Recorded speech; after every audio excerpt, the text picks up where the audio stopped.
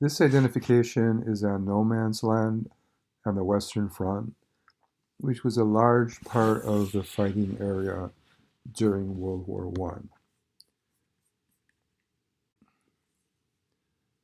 So we have a map here which shows the red strip of land, which is commonly called the Western Front, and also the no man's land, which were much of the fighting in World War One took place all along this strip. The striking thing is, it's a very narrow strip of land, as you can see from the map.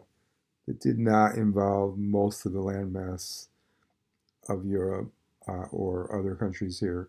The, the, uh, the vast majority of the fighting went on in this narrow strip of land for 4 years, which was a very bizarre form of warfare. Basically, static fighting between the two opposing forces month after month. And the nickname that developed for much of this trench warfare was called no man's land. And then the larger term of this red strip here is the Western Front, where the fighting went on. So as you can see, this is an actual picture of the terrain of no man's land. You can see it's a muddy and wet mess. And this picture is representative of the entire Western Front that went through Belgium. And as you can see as you saw from the map, that this was characteristic of almost all the areas along the Western Front where fighting occurred in this muddy land, mostly away from civilian population, though there were some towns in the area that took it very hard. Um, but the large cities like Paris or Berlin or what were completely uninvolved in the actual fighting, though much sacrifice was made because so much food and clothing was taken away from uh, being distributed to cities and being sent to the war front. So it was a great sacrifice for the civilian areas, even though they weren't directly involved in the fighting as the much later war of World War II, which we'll be discussing in a few weeks.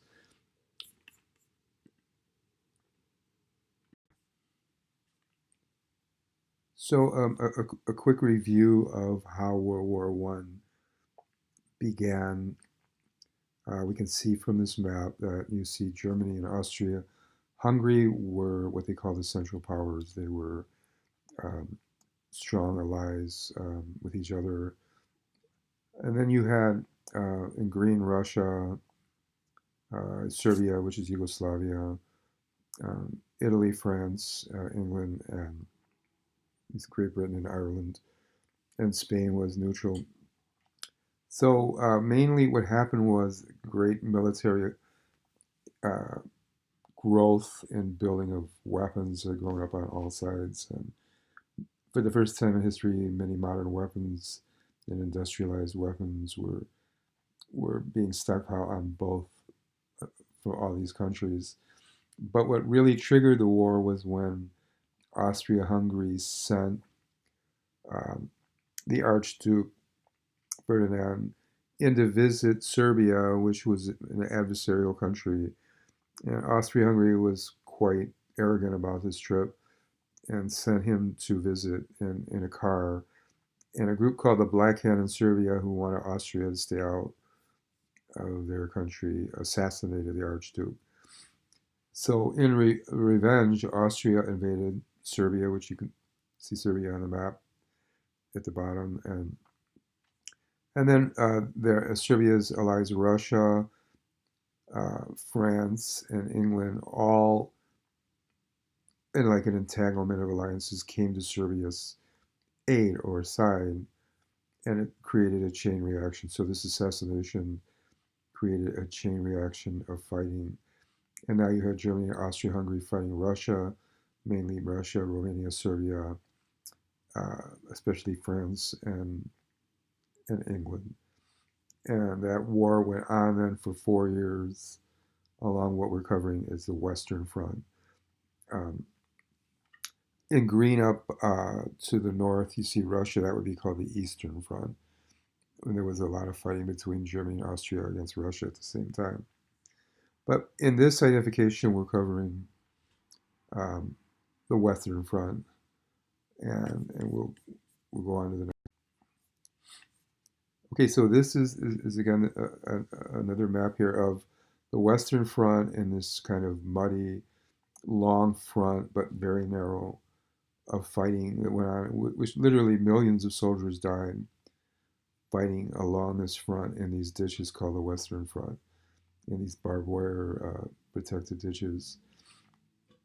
And that fighting went on for the entire 4 years. Finally, the United States came in 1917, and American soldiers went to fight along the Western Front also. But that began then to shift dramatically the war against Germany. When the United States entered the war, 100,000 American soldiers did die fighting along that Western Front, which is a very large number for only 1 year. But it dramatically shifted the war against Germany and Austria and led to victory for the United States, France, England, and Russia. Here you see a very grim looking picture of the Western Front, or what's called no man's land, in which you see all the dead, destroyed trees from artillery and soldiers fighting. That could be fog or smoke, or even a new form of warfare being used called gas warfare, which was particularly awful and has been since outlawed.